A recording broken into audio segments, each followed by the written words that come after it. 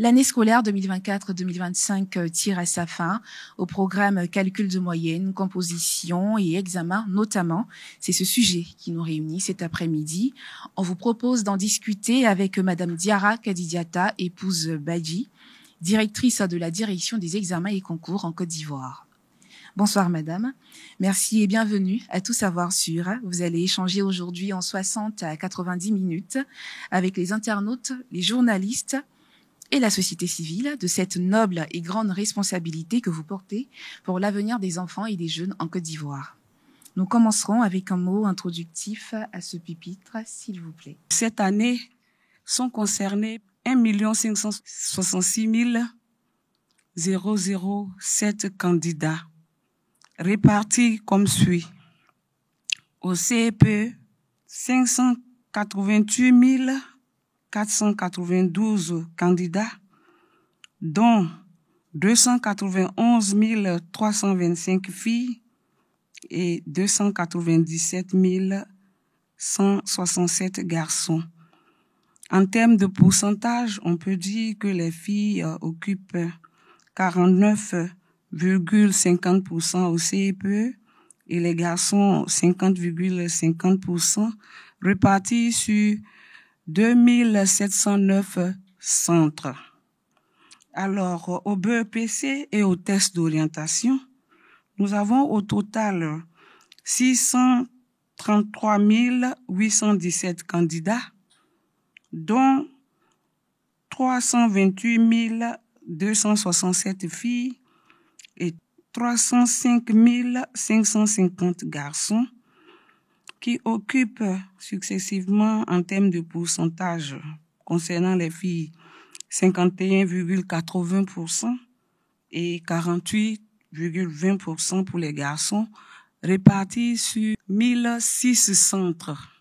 Pour ce qui est du baccalauréat, c'est une population candidat de 343 698 candidats, répartis en termes de genre comme suit: 171 897 filles et 171 801 garçons, soit pour les filles 50,01% et pour les garçons 49,99%, répartis sur 546 centres. Alors, pour le déroulement des épreuves, le CEPE a déjà eu lieu hier et les oraux du BEPC ont commencé ce matin. Aujourd'hui, c'est le mardi 20, commenceront donc le 21 pour finir le 24 mai. Et les écrits, ce sera du 26 mai au 30 mai, bien sûr 4 jours, parce que dans la foulée s'intercale un jour férié d'Ascension, le jeudi 29 mai. Ainsi donc, les épreuves prévues pour ce 29 ont été ventilées sur les après-midi de mercredi et de vendredi. Et donc, le lundi 26, ce sera demi-journée, mardi également. Par contre, le mercredi, ce sera matin et soir, par rapport à la prise en compte du jour férié. Et donc, vendredi, ce sera vendredi matin et l'après-midi. Tout cela dans le cadre des examens inclusifs qui prennent en compte les réalités et qui préservent toutes les sensibilités.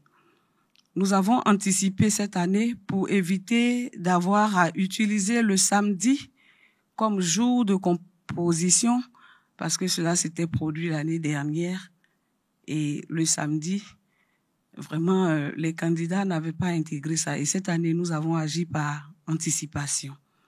Alors, après le BEPC, le baccalauréat va commencer et l'écrit, ce sera du 16 juin au vendredi 20 juin. Et pour les oraux, ce sera du 3 au 13 juin. Voilà. Alors, pour les 3 différents examens, les dates de proclamation de résultats se présentent comme suit. Le CEP, ce sera le 2 juin le BEPC le 17 juin et le baccalauréat le 7 juillet, toujours à 14 heures, sur toute l'étendue du territoire national. Nous savons tous que parmi les candidats, il y a des candidats bien portants, mais il y a aussi des candidats en situation de handicap.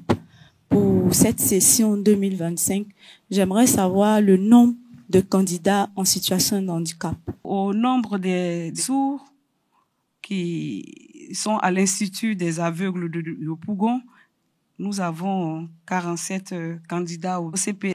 Les malvoyants, 18, et les élèves à motricité réduite sont au nombre de 35, soit 110 candidats en besoins spécifiques.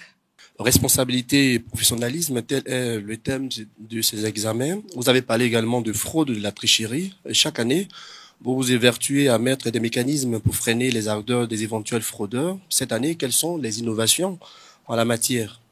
La DECO, dans ses missions, a pour objectif principal la gouvernance des examens. Mais à côté de la gouvernance des examens, il y a d'autres attributions, dont la délivrance de diplômes et autres titres de certification. À ce niveau, nous avons un volet de confidentialité, mais nous ferons l'effort de répondre quand même à toutes les questions qui nous sont posées. Et les innovations, il ne faut pas dévoiler toute sa batterie, parce que les fraudeurs sont tapis dans l'ombre, en train de nous suivre et trouver des voies et moyens de nous contourner. Je pourrais dire principalement en termes d'innovation, nous avons introduit 2 innovations cette année.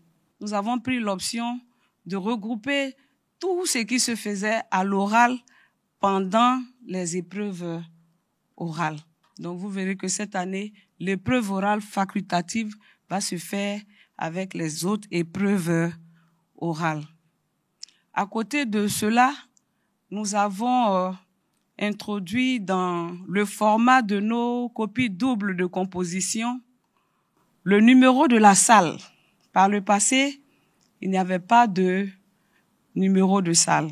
Et cette année, nous l'avons introduit. Ça, c'est une innovation aussi qui nous permet techniquement de détecter les cas de fraude. Alors, concernant la lutte contre la fraude,